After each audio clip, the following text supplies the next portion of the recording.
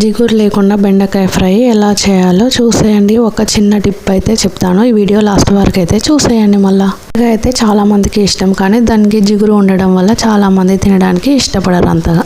ఎండుమిర్చి బదులు పచ్చిమిర్చి వాడి కొత్త స్పైస్ టేస్ట్ వచ్చేలా ఎలా తయారు చేయాలో చూసుడు పప్పు సాంబార్లోకి చాలా సూపర్గా ఉంటుంది. బెండకాయ ఫ్రై పర్ఫెక్ట్గా చేయాలనుకునే వారు వీడియో పూర్తిగా చూసేయండి. ప్రాసెస్లోకి వెళ్దాం పదండి. ఇంకా బెండకాయ, పచ్చిమిర్చి, ఆనియన్స్ అయితే కట్ చేసుకొని పక్కకు అయితే పెట్టేసుకోవాలి. ఇప్పుడు స్టవ్ ఆన్ చేసుకొని ఒక గిన్నె అయితే పట్టేసుకొని అది వేడయ్యాక అందులో ఆయిల్ వేసి జీలకర్ర ముక్కలు అయితే వేసి మంచిగా ఫ్రై అయితే చేసుకోవాలి. ఇందులో ముందుగా కట్ చేసుకున్న పచ్చిమిర్చిని కూడా ఇప్పుడే వేసేసి మంచిగా ఫ్రై అయితే చేసుకోవాలి.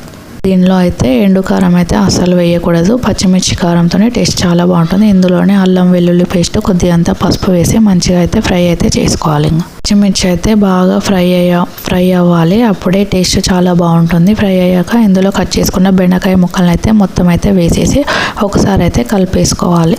అయితే ఒక 5 నిమిషాలు మూత పట్టి లో ఫ్లేమ్లోనైతే కుక్ చేసుకోవాలి. మధ్యలో అయితే కలుపుతూ ఉండాలి, లేకపోతే అడుగంటుకొని పోతుంది.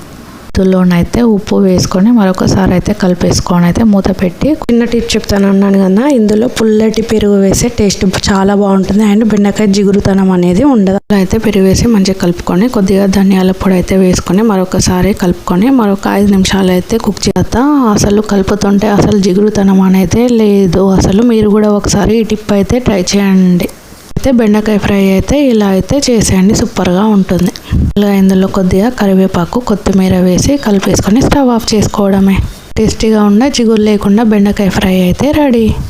వేడి అన్నంలోకి, చపాతీలోకి, రోటీలోకి సూపర్గా ఉంటుంది కదా. ఎంత మంచిగా బెండకాయ ఫ్రై అయితే చూశాను. మీరు కూడా ట్రై చేసి కామెంట్ చేసేయండి. మళ్ళీ మేము ముందుంటాం ఇంకో రెసిపీతో.